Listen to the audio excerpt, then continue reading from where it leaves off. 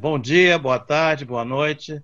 Meu nome é Otávio Velho. Eu sou professor emérito do Museu Nacional da UFRJ e eu aproveito a ocasião para dizer que o Museu Nacional vive, apesar do grande desastre que nos aconteceu alguns anos atrás.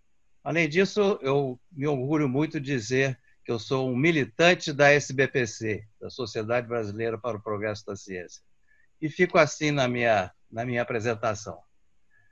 Eu vou falar sobre ciências sociais no Brasil de amanhã.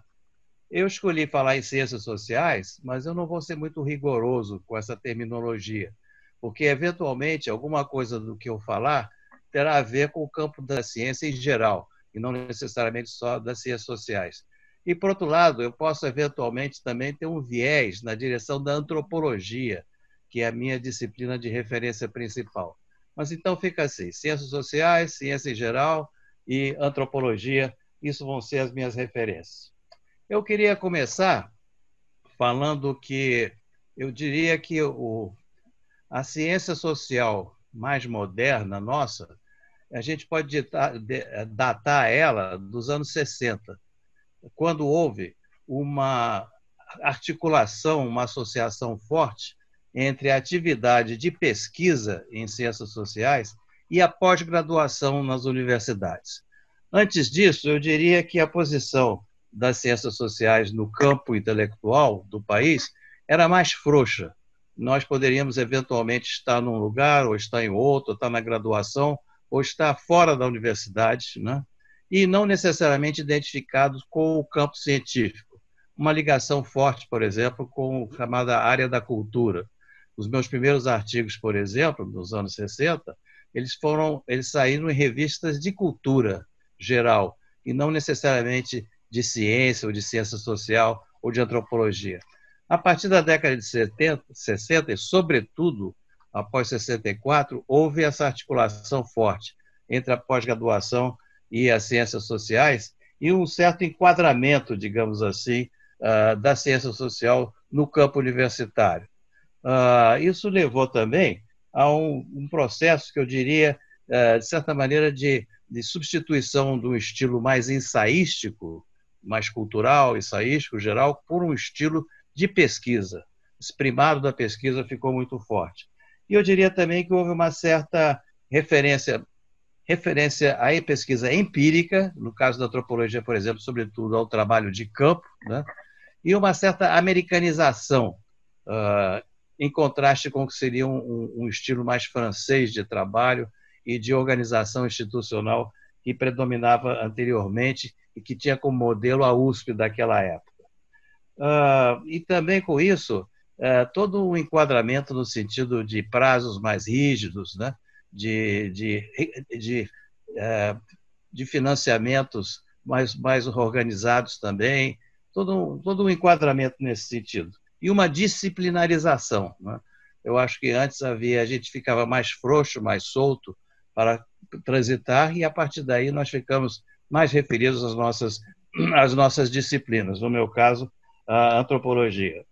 Eu diria que isso foi um processo de modernização autoritária, e isso é interessante chamar a atenção, como é que o regime civil-militar que se inaugurou em 64, ele, de qualquer maneira, ele tinha um projeto nacional, ao contrário do que parece acontecer hoje, nesse pesadelo que nós estamos vivendo. Então, e a pós-graduação, ela foi privilegiada pelo regime, num certo sentido. Ao passo que, no caso da graduação, houve um controle muito grande, muitos expurgos, a pós-graduação ficou mais resguardada, embora também tenhamos sofrido as nossas baixas, né, na medida em que fazia parte de um projeto de governo, né, que houvesse esse desenvolvimento da ciência em geral, incluindo, inclusive, a ciência social. Em contraste com isso, nós temos, então, esse pesadelo, como eu já me referi antes, que estamos passando agora. Eu não vou falar muito longamente sobre isso, mas eu diria que, de certa maneira, nós também temos que ver, em função do que nós estamos vivendo, o que é que isso está nos vacinando, né? E qual vai ser o legado paradoxal, num certo sentido, também dessa época para o futuro, né? Para esse futuro pós-pesadelo. Eu diria que já nesse período que nós estamos vivendo agora, um dos efeitos interessantes, até certo ponto se pode dizer, desse fato de nós estamos no foco dos prejuízos e das preocupações negativas desse governo que nos assombra, é que a ciência social passou a ser vítima, digamos assim, focal das perseguições deste governo e deste ministro que nos deixou, graças a Deus, há poucos dias atrás. E isso, de alguma maneira, nos deu, paradoxalmente, uma visibilidade que antes nós não tínhamos, né? A ciência social passou a ter uma importância, digamos assim, no campo democrático, que, de alguma maneira, isso não acontecia antes, né? E fomos reconhecidos enquanto tal, eu acho que isso é um fato interessante, pelos nossos colegas das outras disciplinas, né? E é interessante, então, que se acentuou uma articulação nossa, inclusive política, de autodefesa, com os colegas de outras disciplinas, através da ideia de ciência básica. Nós fomos identificar os cientistas sociais como cientistas de uma chamada ciência básica, que nos permitia, então, estabelecer ligações com colegas de outras disciplinas que também se consideravam da ciência básica. Esse governo atual, ele toma como vítima particularmente tudo que diz respeito a algo que eles acham que não tem aplicação imediata em função dos seus objetivos extremamente limitados, né? Então, o que não tem aplicação imediata, que nós chamaríamos de ciência básica, a ciência social em geral ficou associada a isso. Embora, evidentemente, o cientista social também possa fazer pesquisas que tenham aplicações, não necessariamente essas que eles gostariam que tivéssemos, mas que têm aplicações. Nós podemos falar um pouco adiante sobre isso. E, nesse momento, a SBPC, que tinha sido muito importante na resistência ao regime civil-militar de 64, voltou também, num certo sentido, a estar no foco da luta política e de servir de campo de articulação da comunidade científica e o que nós chamamos de amigos da ciência. E esses amigos da ciência se multiplicaram, né? De certa maneira, a ciência, a questão da ciência, pró-ciência e anti-ciência, passou a ser uma grande questão política, na medida em que esse governo se colocou numa posição, digamos assim, irracionalista. E talvez eu fale um pouquinho mais adiante sobre isso. Então, nós esperamos que esse tempo passe rápido, né, de alguma maneira, mas eu gostaria então de falar o que eu imagino que possa vir a acontecer com a ciência social nesse momento, né, desse Brasil de amanhã. A questão para nós, como também eu acho que é uma questão para a sociedade brasileira em geral, é a questão de se nós voltaremos ao normal de antigamente, né, de antes desse pesadelo, ou se de alguma forma os pesadelos, aliás, no plural, né, ou se de alguma forma nós vamos ter, ou vamos querer, inclusive, construir uma nova realidade para nós, né? Se isso se coloca para a sociedade em geral, eu acho que se coloca também para a ciência social. Eu diria, vagamente, que trata-se, em parte, de uma tentativa de retomada da nossa vida, né? Da nossa normalidade anterior, mas não necessariamente por completo. Eu diria que é uma retomada, mas também é uma reconstrução. E nessa reconstrução, eu acho que nós não vamos necessariamente ter que repetir o que havia antes, né? Eu acho que o próprio pesadelo, de alguma maneira, fez com que nós descobríssemos uma certa fragilidade nas nossas instituições, que nós considerávamos que estavam solidificados, né? A ciência brasileira estava galgando posições, inclusive, no quadro internacional, e, de repente, essa deblaque. Então, essa fragilidade das instituições, eu acho que, por um lado, nos faz mais conscientes do que nós estávamos antes, da necessidade de cuidar dessas instituições, de alguma maneira, prestar atenção a elas, né? Regá-las, né? E para que elas realmente possam frutificar, né? E retomar o seu papel.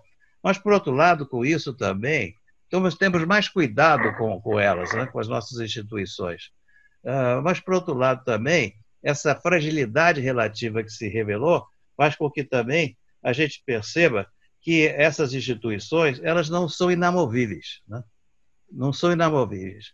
E eu acho que isso, então, pode ser visto como uma espécie de oportunidade paradoxal de nós repensarmos os nossos padrões de trabalho. Eu diria que essa ciência que nós constituímos a partir da década de 60, que foi produto que eu chamaria, lato sensu, de uma modernização autoritária, ela, de certa maneira, embora eu tenha falado de americanização, ou seja, nós tendemos a copiar modelos que vinham dos Estados Unidos, mas eu diria que nós copiamos com um estilo que eu tenho chamado de mais realista do que o rei.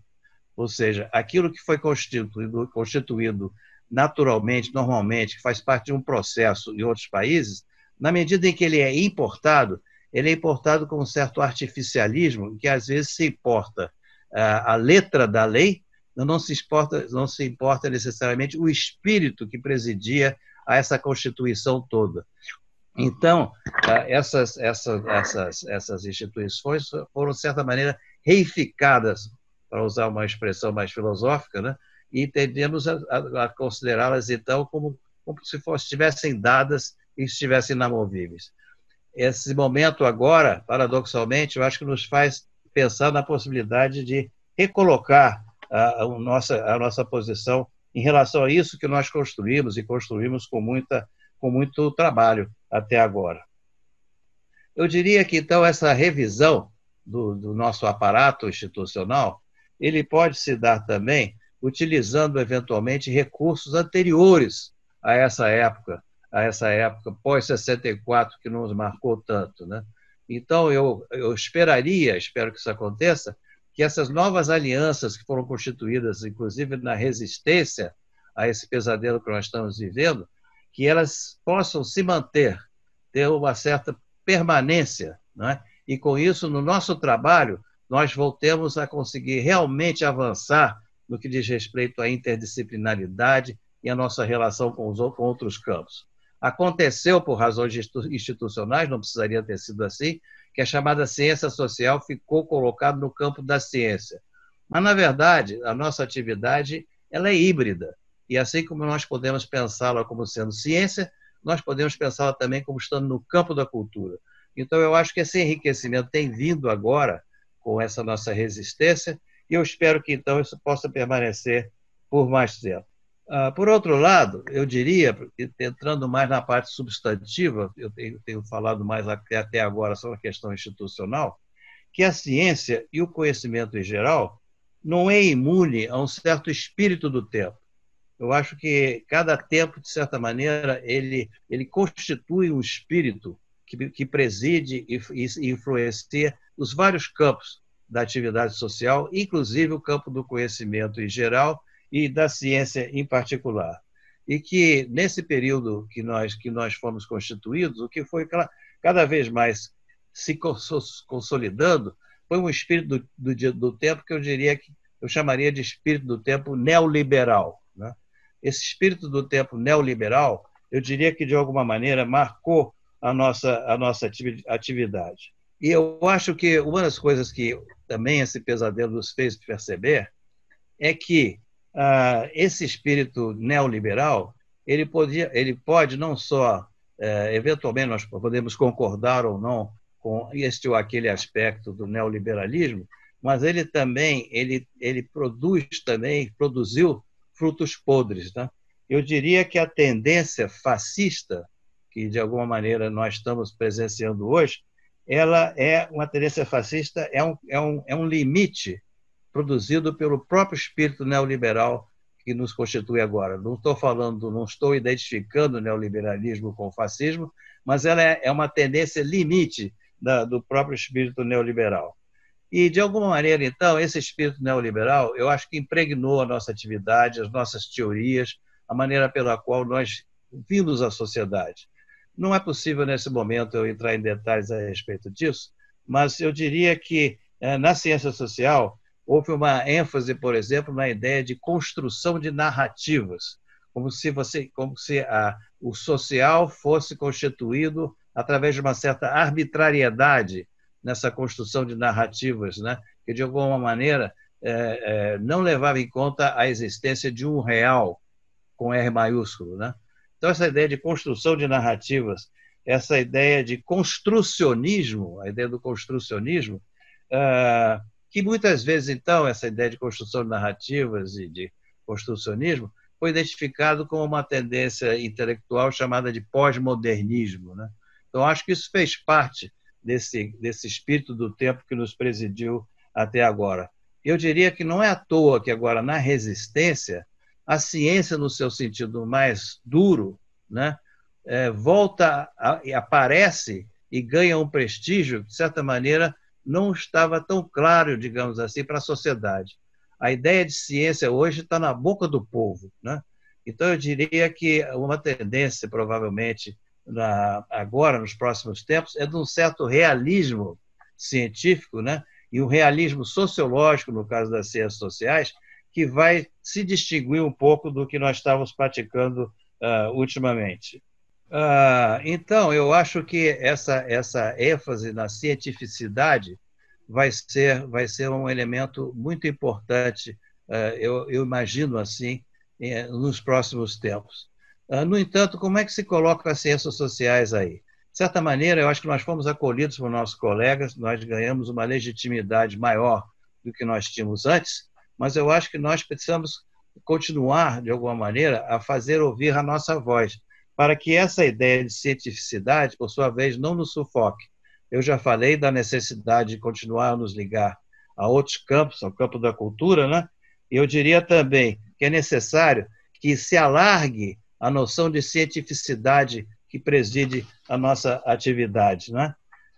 Então, eu acho que isso vai ser muito importante, que a gente consiga, por exemplo, no caso da ciência social em geral e da antropologia em particular, fazer com que se entenda no campo da ciência a possibilidade de nós constituirmos a presença de uma multiplicidade de vozes, né? Que não haja umas verdades únicas, né?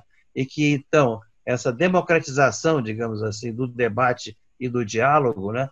Essa apresentação da diversidade que constitui a nossa sociedade, que constitui o mundo, né? Possa ser incorporado essa noção de cientificidade, né? Por outro lado, eu diria também que uma das grandes questões que eu acredito que vai estar presente é a questão de como combinar essa diversidade, que eu acho que a ciência social em geral e a antropologia em particular chama atenção, em nome da qual se fala, né? Como combinar essa diversidade com a ideia de uma unidade constitutiva de um Estado nacional.